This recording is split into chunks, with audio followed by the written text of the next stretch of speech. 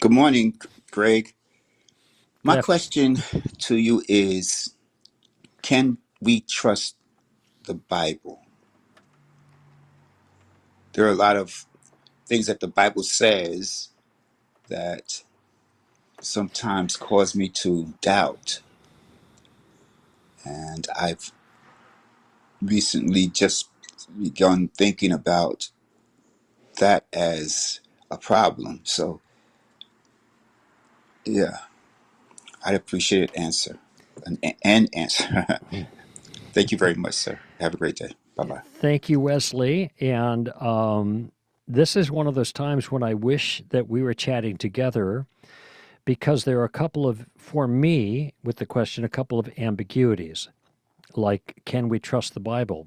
Uh, I would want to know more about what you mean by trust the Bible. Now, my presumption is that the Bible is giving us accurate information about God, or the things that it records there are truly God's Word, and not just some make me up of a tribal people who thought they heard from God but didn't really.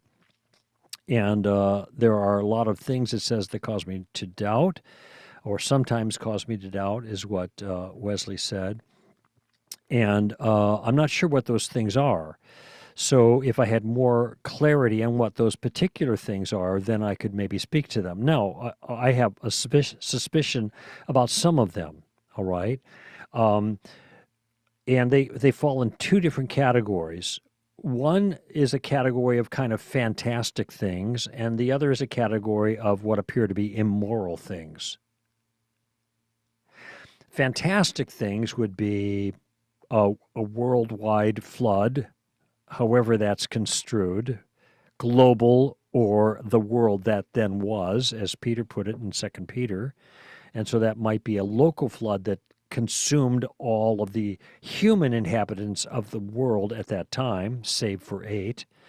So that might be a fantastical thing. It might be a floating axe head, Elijah. It might be the sun going, standing still. There might be the shadow going backwards up the steps with Hezekiah. I mean, there's all kinds of things that, wow, that really happened.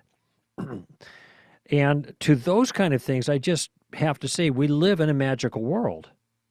The world of the Bible is a magical world. And I'm using the word advisedly here, magical, because I don't mean like it's hocus pocus. I mean that there's a supernatural element to this world. It isn't just molecules clashing in the universe. There are invisible forces at work. And God is the prime one who made it all and can do whatever he wants. And so all of these fantastical kinds of things are only fantastical if you are somewhat committed to a materialistic view of the universe, but they are not fantastical if you take seriously, if one takes seriously, I'm not beating up on Wesley here, but if one takes seriously the worldview of the Bible. Now, the question is whether that worldview, taken as a whole, which includes the supernatural, is sound or not. If Jesus rose from the dead, and there's tremendously persuasive historical evidence that he did, what's the word? I'm going to summarize that in the Story of Reality. 4 Facts is the chapter, I think, that I titled. It's a minimal facts approach to demonstrating the resurrection of Christ. Well, if that happened, then people do rise from the dead. And if people can rise from the dead, and God can direct that and cause that to happen, then he can cause all kinds of things to happen that are fantastical. That doesn't mean they did happen. I think they did. But all I'm arguing is that this is a worldview question. And if one's worldview is largely materialistic, then all of these other things are just not going to make any sense. It's like when Christopher Hitchens debated Jay Richards. I watched the debate just a couple of weeks ago because it had something to do with what I was writing. And Chris Hitchens asked Jay Richards, the Christian, author of Privileged Planet, co-author, whether he believed in the virgin birth and the resurrection. And Jay said, yeah, he did. And so Chris Hitchens said, I rest my case. Because Chris Hitchens is an atheist and a materialist, and in his world, those kinds of things can't happen. But of course, what kind of world we actually live in was the nature of the debate, which means his statement was circular. He was already assuming the world instead of demonstrating that world and using his assumption as evidence against Jay Richards. So you have to decide what kind of world do we live in. And if we live in a magical world, then magical things can happen, and they can't be dismissed out of hand. Okay, then there's another category of thing, and that is things that look immoral. Now, I don't have enough time to deal with this now, and I'm not even sure that that's on your list here that cause you to doubt. But let's say the destruction of the Canaanites by Joshua and other things that are kind of similar. And I'm just going to say two things quickly here. The concern here is that that God seems to be guilty of genocide or ethnic cleansing when all the people, the men, women, and children, are to be destroyed. Okay? I'll just tell you very, very quickly two things to keep in mind here, because I do have a caller we can get to and chat with here in the closing moments of the show. And that is that the language that is employed there is characteristic of ancient Near Eastern military hyperbole. And think, for example, of the sports page. We massacred them. We wiped them out. We're going to absolutely,